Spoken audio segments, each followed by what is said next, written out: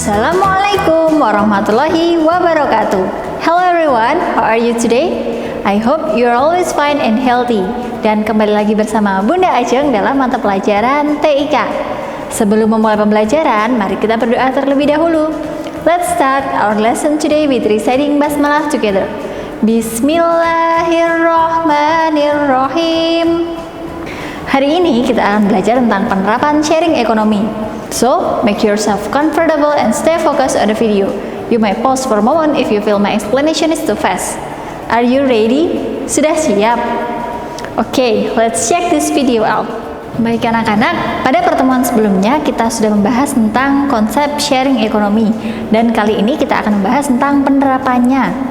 Nah, penerapan sharing ekonomi ini Bunda bagi menjadi 7. Yang pertama yaitu penerapan pada bidang pertanian, kemudian keuangan, makanan, perjalanan atau wisata. Selain itu, penerapan pada bidang pekerja, transportasi, dan marketplace. Yang akan kita pelajari hari ini yaitu penerapan pada bidang pertanian, makanan, dan keuangan. Ada beberapa startup di Indonesia yang menerapkan sharing ekonomi pada bidang pertanian, yaitu TaniHub, iGrow, Eragano, dan Karsa. Mari kita bahas satu persatu. TaniHub adalah sebuah perusahaan startup yang terbentuk pada tahun 2015. Meski terbentuk dalam waktu singkat dalam event Startup Weekend, TaniHub punya cita-cita besar untuk bidang pertanian Indonesia. Melalui TaniHub, diharapkan petani Indonesia bisa langsung berjualan hasil panen sekaligus berkomunikasi dengan konsumen. Jadi, TaniHub ini merupakan aplikasi yang digunakan untuk membantu penjualan hasil panen. Kemudian yang kedua yaitu iGrow. Salah satu masalah pertanian di Indonesia yaitu pendanaan. Nah, masih banyak petani yang kesulitan mendapatkan modal usaha untuk mulai bertani. Startup pertanian iGrow ini berusaha untuk menguraikan masalah tersebut. Jadi, startup iGrow ini berfokus pada pendanaan untuk petani melalui investasi. Contoh startup yang ketiga yaitu Karsa. Sektor pertanian Indonesia dapat maju asalkan didukung oleh kolaborasi antara petani, masyarakat sebagai konsumen, dan tentu saja pemerintah sebagai pembuat kebijakan. Hal inilah yang kemudian melahirkan Karsa.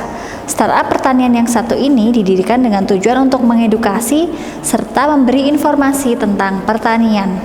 Dari sisi petani, startup ini akan membantu mereka untuk membudidayakan tanaman serta tips bertani yang efisien. Untuk konsumen sendiri, Karsa bisa membantu dalam hal memantau harga produk pertanian di pasaran.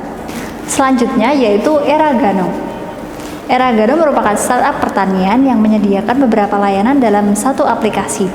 Layanan tersebut diantaranya adalah membantu petani mendapatkan perlengkapan pertanian dan pupuk, menjual hasil panen, edukasi pengelolaan sawah, hingga pinjaman modal untuk petani. Nah, itu tadi tentang penerapan sharing ekonomi pada bidang pertanian. Selanjutnya kita akan bahas tentang penerapan sharing ekonomi pada bidang keuangan. Ada beberapa startup yang menerapkan sharing ekonomi pada bidang keuangan, yaitu ada GoPay, OVO, Link Aja, dan Aku-Laku. Mari kita bahas satu persatu. GoPay merupakan layanan pembayaran digital yang ditawarkan oleh Gojek. Startup Indonesia ini memiliki spesialisasi di bidang ride-hailing, logistik, dan pembayaran digital. Pada bulan Oktober 2017, transaksi dengan GoPay telah berkontribusi sebesar 30% dari keseluruhan transaksi dengan e-money di Indonesia. Selanjutnya adalah aplikasi OVO. OVO adalah aplikasi yang memberikan kemudahan kepada pengguna dalam bertransaksi melalui OVO Cash dan juga kesempatan yang lebih besar untuk mengumpulkan poin di banyak tempat atau OVO Point. Sejak Desember 2017, OVO resmi bermitra dengan GrabPay di Indonesia. Startup pada bidang keuangan yang ketiga yaitu Link Aja. Link Aja adalah layanan keuangan elektronik berbasis aplikasi untuk transaksi apapun. Beli pulsa atau data, bayar merchant, bayar tagihan, kirim donasi, kirim uang, hingga bayar asuransi dan mengajukan pinjaman. Startup selanjutnya adalah Aku-Laku. Aku-Laku berfokus kepada e-commerce dan layanan keuangan online di kawasan Asia Tenggara. Memiliki kantor di 5 negara, Aku-Laku menyediakan layanan yang disesuaikan dengan kebutuhan konsumen lokal yang mencakup belanja online dan layanan kredit. Aku-Laku disebut sebagai installment shopping mall yang pertama. Nah, itu tadi tentang penerapan sharing ekonomi pada bidang keuangan. Selanjutnya kita akan membahas tentang penerapan sharing ekonomi pada bidang makanan. Ada beberapa startup di Indonesia yang menerapkan sharing ekonomi pada bidang makanan. Di antaranya yaitu ada Crave, Yummy Box, Kulina, dan Wakuliner. Mari kita bahas satu persatu. Crave didirikan pada tahun 2014. Crave menjadi salah satu aplikasi yang direkomendasikan terutama bagi konsumen yang gemar berburu kuliner di berbagai kota. Kita dapat menemukan fitur direktori, pemesanan kursi restoran, dan konten berupa artikel-artikel seputar kuliner. Crave juga memudahkan pengguna agar bisa langsung melakukan pemesanan di restoran yang dipilih. Fitur menarik lainnya yaitu terdapat tab Most Popular bagi pelanggan yang sering merasa bingung mencari tempat makan menarik dan banyak dikunjungi. Aplikasi selanjutnya yaitu Yummy Box. Yummy Box merupakan salah satu cabang bisnis catering dan makan siang siap santap milik Yummy Corp.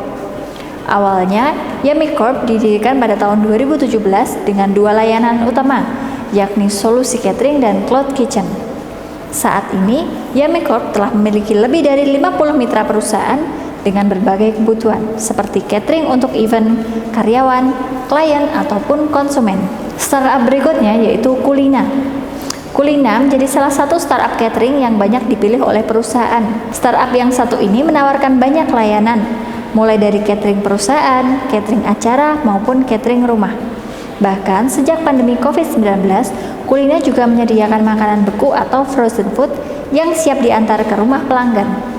Nah, aplikasi yang terakhir yaitu Wakuliner. Startup ini menyediakan aplikasi direktori restoran sekaligus marketplace yang menyediakan berbagai jenis produk layanan kuliner. Di samping aplikasi untuk konsumen, Wakuliner juga mempunyai aplikasi terpisah, yaitu Wakuliner Merchant, yang memungkinkan pengguna menambahkan restoran mereka untuk berjualan. Nah, itu tadi beberapa contoh penerapan sharing ekonomi pada bidang pertanian, keuangan, dan makanan. Untuk penerapan sharing ekonomi pada bidang yang lain akan kita bahas pada video selanjutnya. Jadi, terus semangat karena semua anak di teladan itu hebat. Nah, itu tadi materi kita hari ini. Apabila ada yang belum jelas, anak-anak bisa browsing di internet, buka di buku, ataupun bertanya pada Bunda Ajeng. Oke? Let's finish our lesson today with reciting Hamdalah together. Alhamdulillahirabbil alamin. Well, that's all from me. Thanks for your attention. Stay healthy, be happy always, and wassalamualaikum warahmatullahi wabarakatuh.